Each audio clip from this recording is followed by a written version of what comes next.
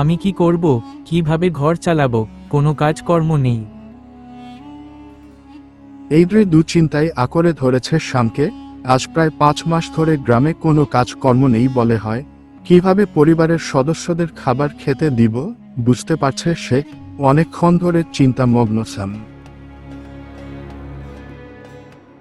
কোথায় যে গেল শাম তুমি? সকাল থেকে না খেয়ে কাজ খুঁজে কই বের হয়ে গেল তুমি? প্রায় সন্ধ্যায় হওয়ার পথে, কয় যে গেল।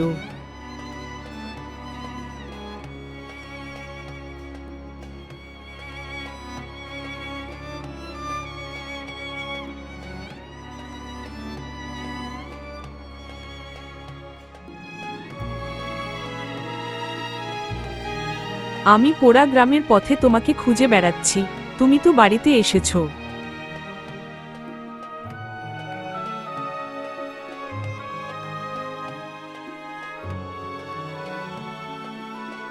শ্যাম হল ভৈরবী গ্রামের একজন দরিদ্র কৃষক। সে তার পত্নী রতি আর একজন ছেলে রাজু, তার ছোট পরিবার। করোনার পর থেকে গ্রামের মানুষ চলাচল করতে অনেক কষ্ট করেছেন। ওদের আয়ের একমাত্র দিন মজুরি করা।